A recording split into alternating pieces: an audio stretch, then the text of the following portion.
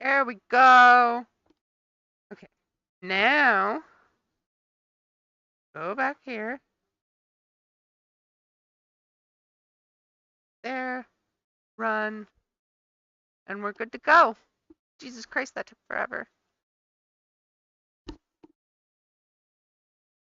Come on, close.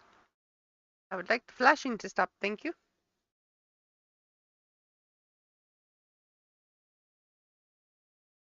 Okay, good. I don't have to go through the goddamn thing a third time. But this is the first one, though. It's when everybody's sleeping.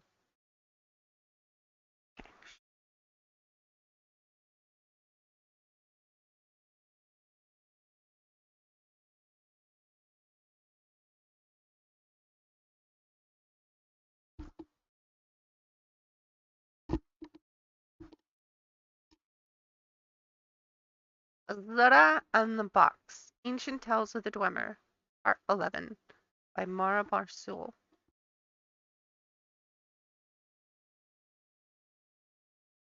Nel Shabar had enjoyed an adventurous youth, but had grown to be a very wise old Dwemer who spent his life searching for the truth and dispelling superstitions. He invented much and created many theorems and logic structures that bore his name.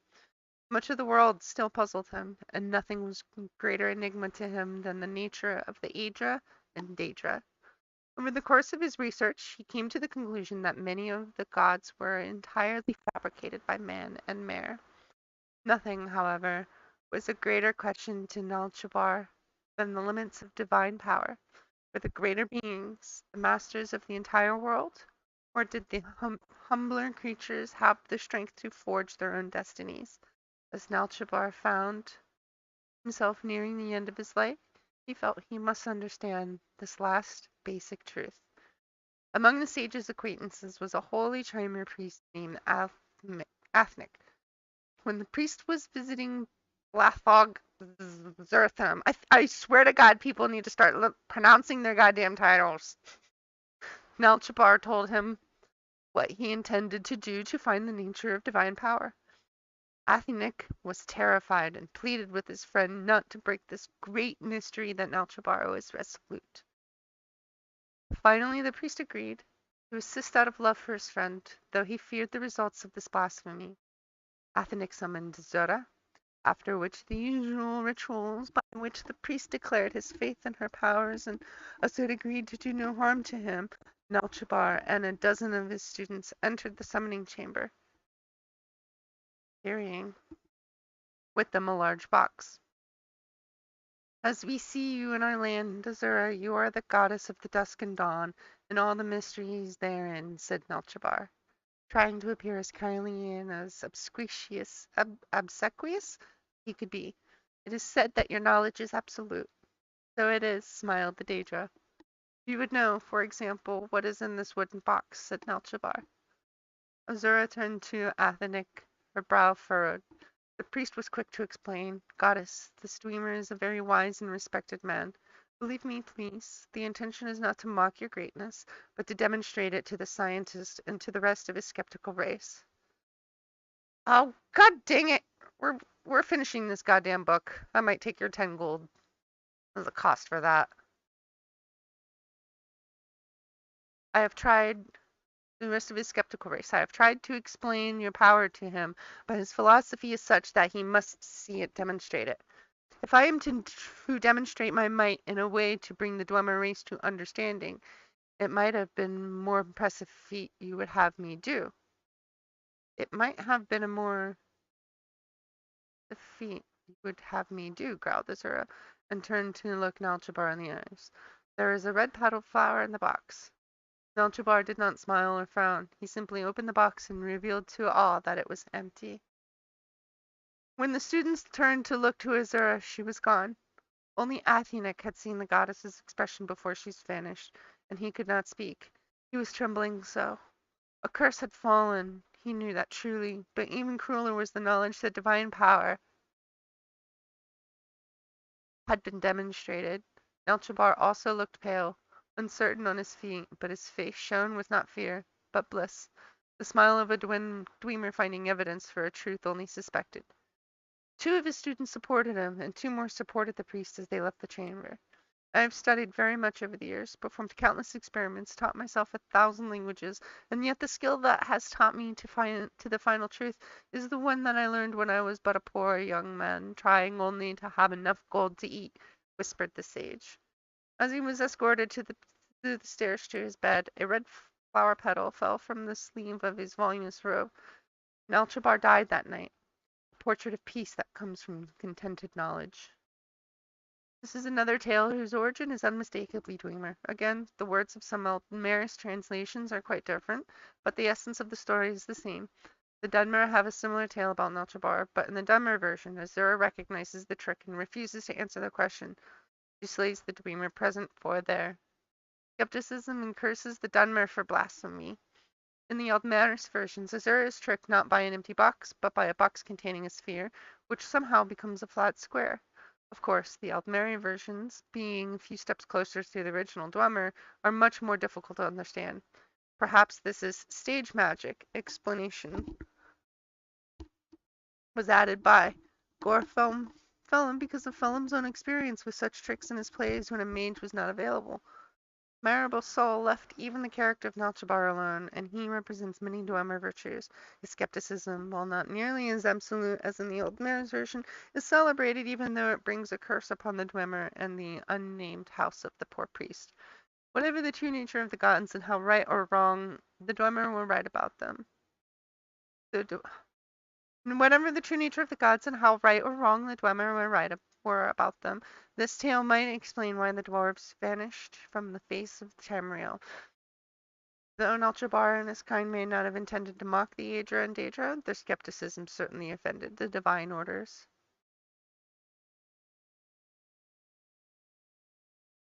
In gold. Thank you very much. But this is my bed. No, aren't I in the other room or something? Look at me assuming I get a bed. It's probably like, no, you don't get a bed.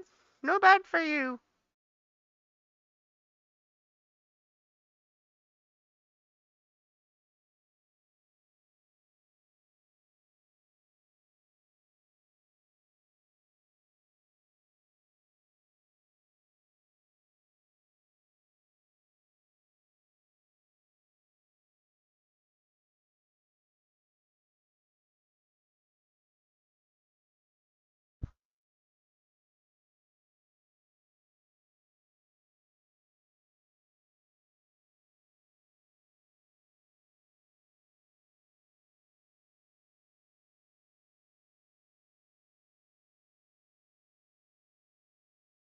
I keep eating.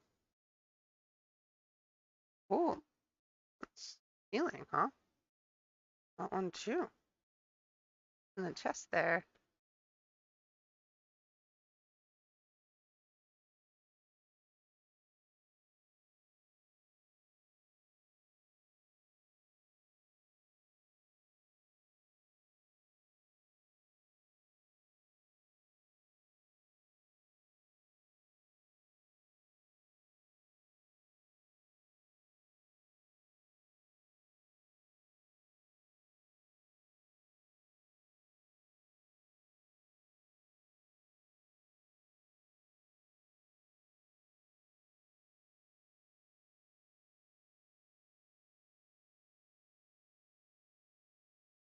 Oh, he's actually hostile. I just shouldn't have done that.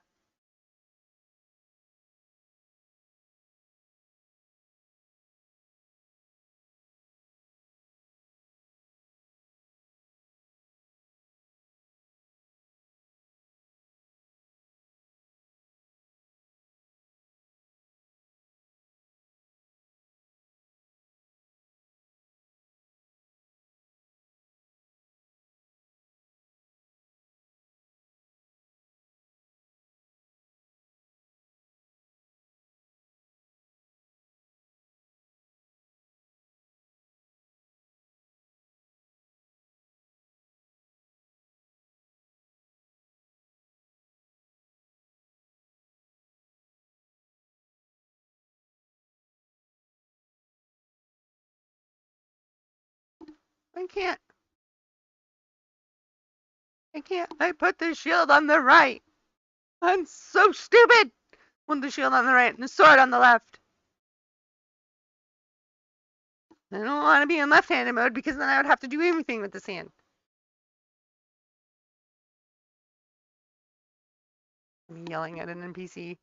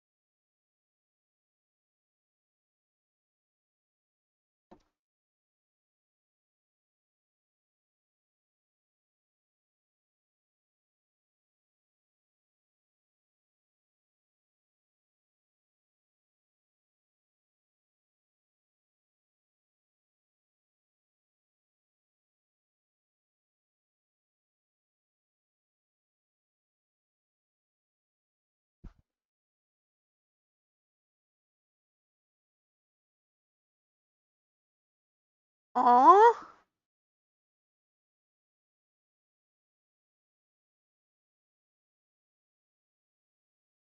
That would be dope.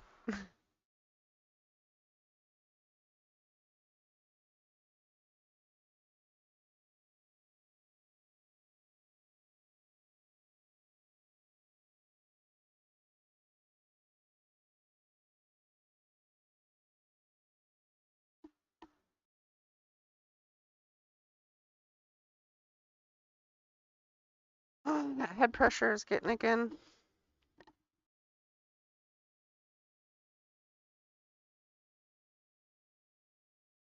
Very hungry, very thirsty. I'm tired. Makes sense. It's been all night.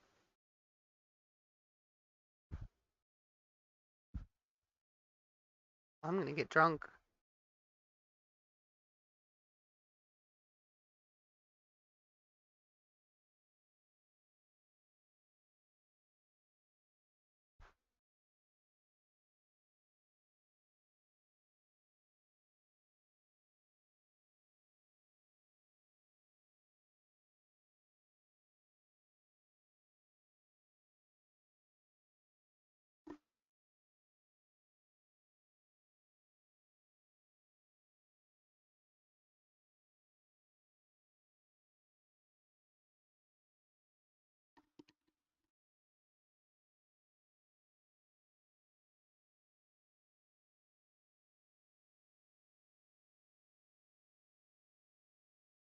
I should go to like Best Buy or something before it actually closes for the hurricane and try and get that fucking job because this is painful. It just doesn't stay on.